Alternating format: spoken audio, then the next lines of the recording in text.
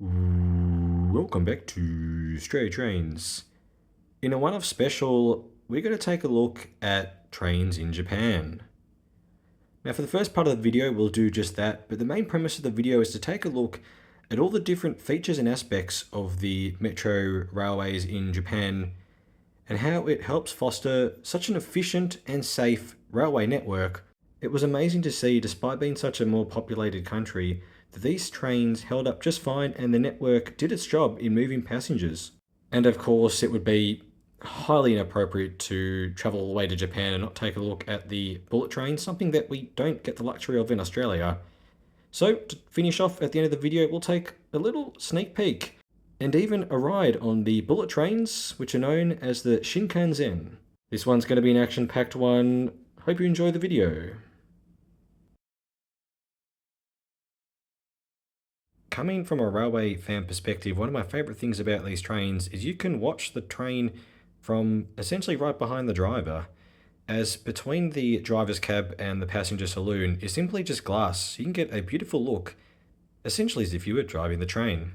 This perspective of travelling is unfortunately something we are unable to do on trains in Melbourne. With the high frequency of trains, there are just so many to see, especially in busy corridors like this one, which are all over the network. In Melbourne, all the trains have relatively similar liveries. For the metro trains, mainly just blue triangles with either PTV and or metro logos, with a bit of yellow usually.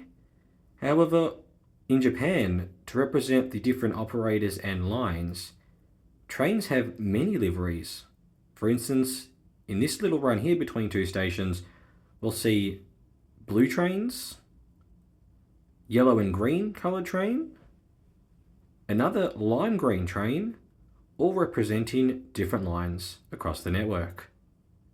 Definitely makes things very interesting having all the different colours, and from a passenger and or tourist perspective, it makes things really easy to match the train colour with the lime colour from the railway's map. Being able to watch the drivers as well was rather interesting. Now, I didn't want to put them in the video for their privacy, but one thing that I noticed was that all the drivers were wearing white gloves. It was amazing to see the pride that Japan takes in their cleanliness, and it even applied inside the driver's cab, which looked like it hadn't even been used. It was that clean. Another thing that caught my eye was that all the drivers had an iPad on, which was rather interesting considering they were driving a train and technology is typically associated with being a major distraction when operating vehicles, not just trains.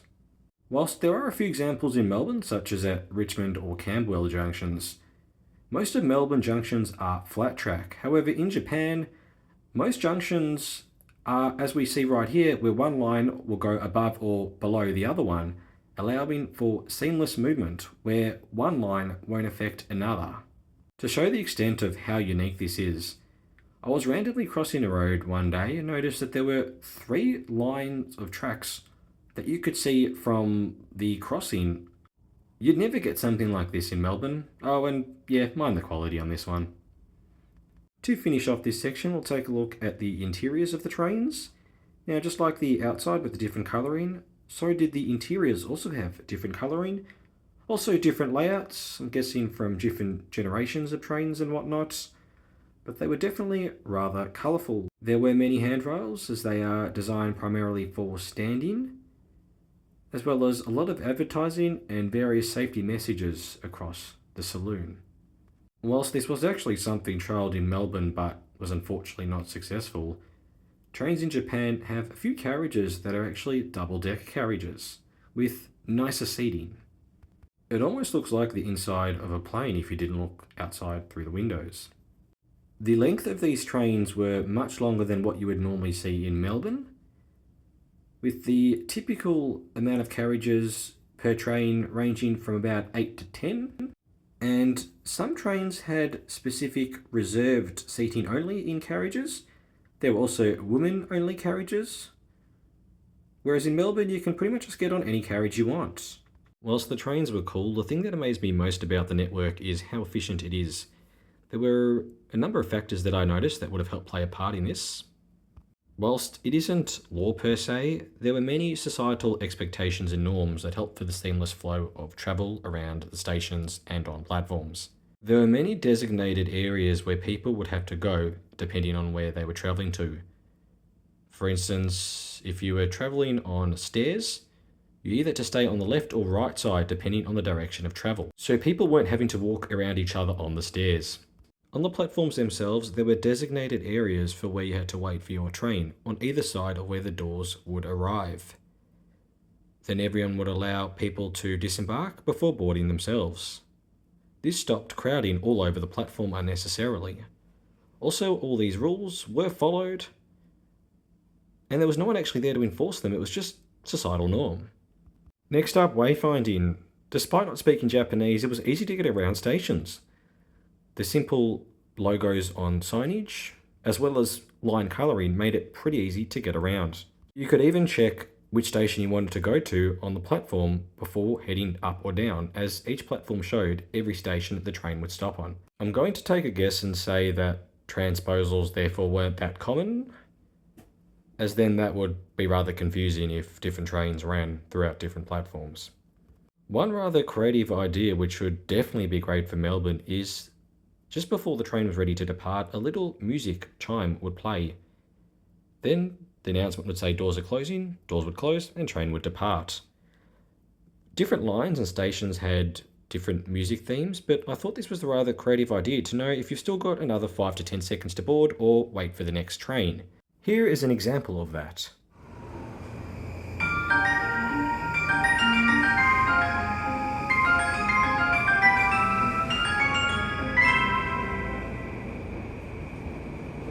3番線ドアが閉まります。ご注意ください。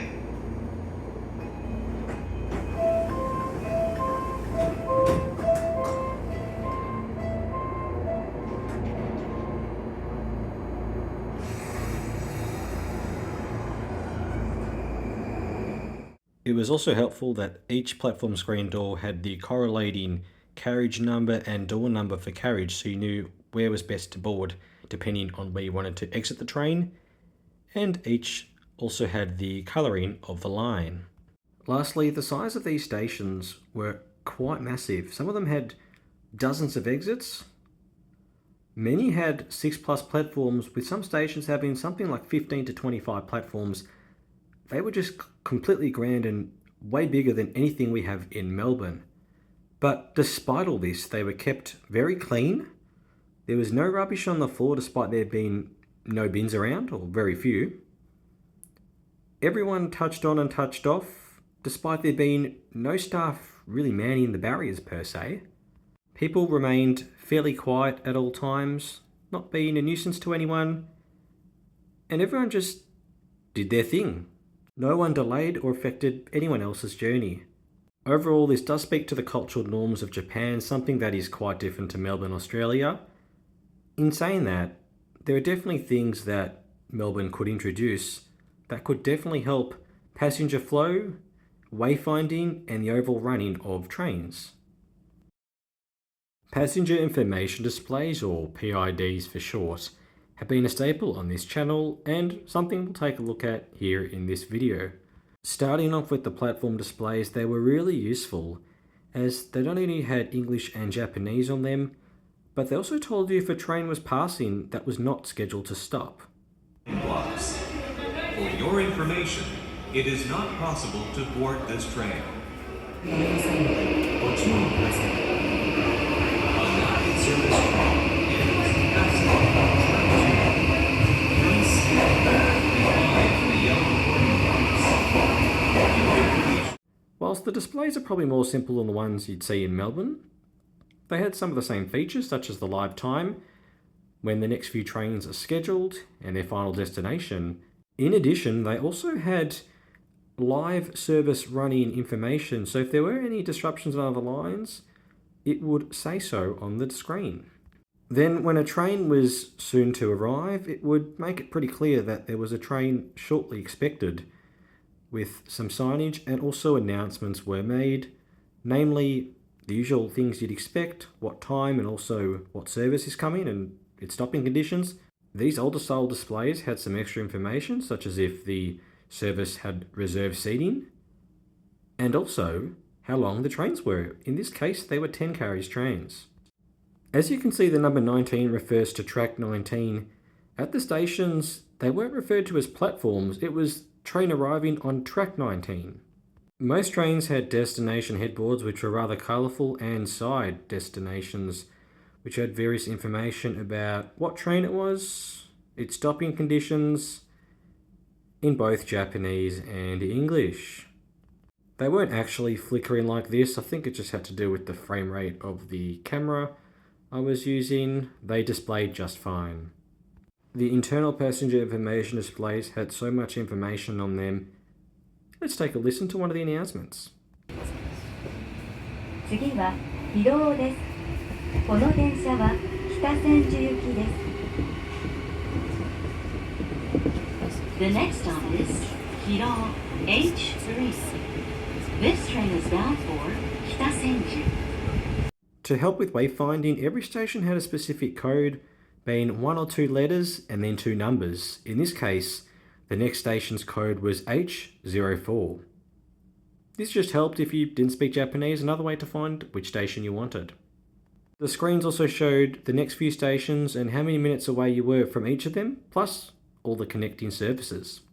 Then when you arrived, if the train doors were opening on this side of the train, or if they weren't. Some of the older style trains had older internal passenger information displays that had, well, a little bit less information on them. This one even showed how many carriages there were on the train. In this case, it was an 11 carriage train. And some of the other screens were just advertisements and other videos to watch, which was nice and relaxing for the train ride. Whilst this isn't metro travel, the bullet train in Japan is such a unique type of train, thought it'd be worth covering in this video. Named the Shinkansen, this is Japan's equivalent of their regional travel train. These trains are generally 16 carriages in length, which is quite a lot longer than the longest trains you'll see in Melbourne that takes passengers.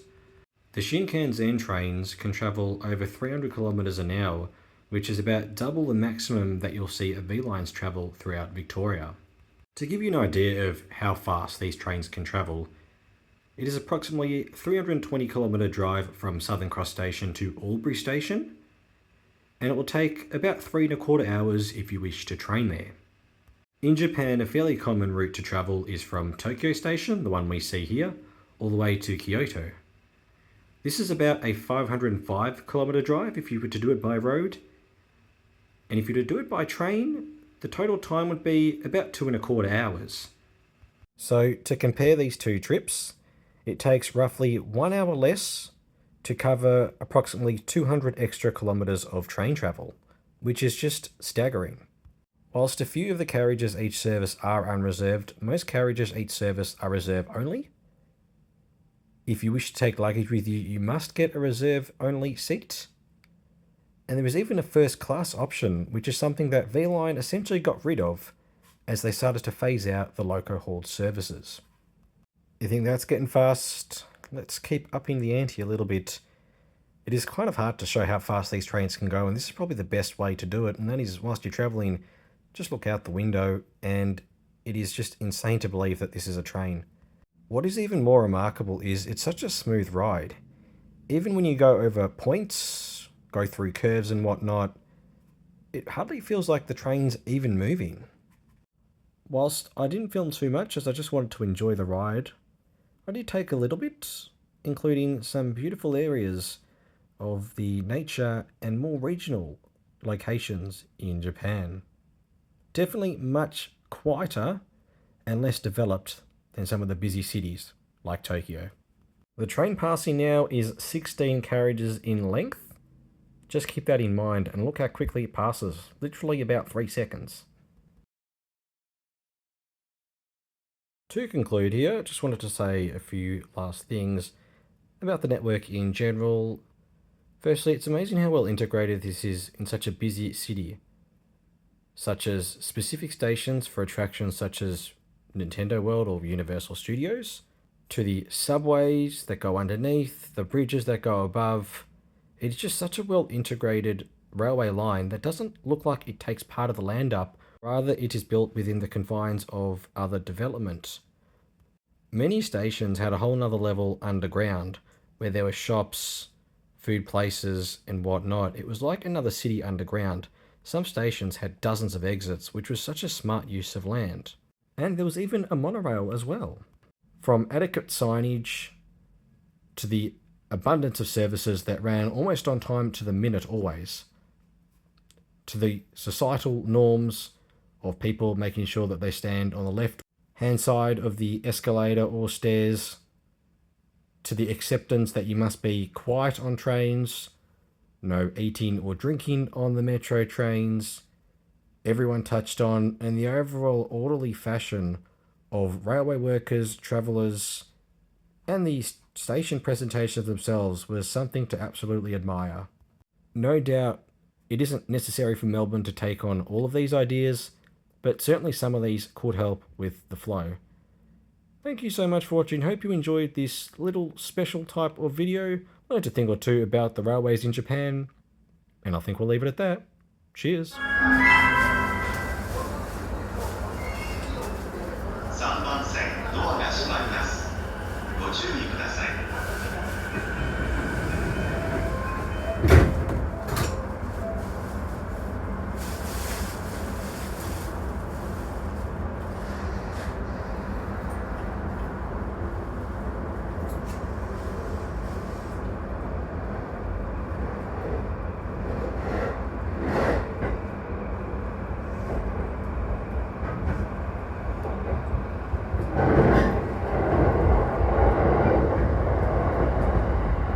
次は神田お出口は左側です。中央線、地下鉄、銀座線はお乗り換えです。The next station is Handa, JY2. The doors on the left side will open. Please change your for the Chuo line and the Ginza subway line.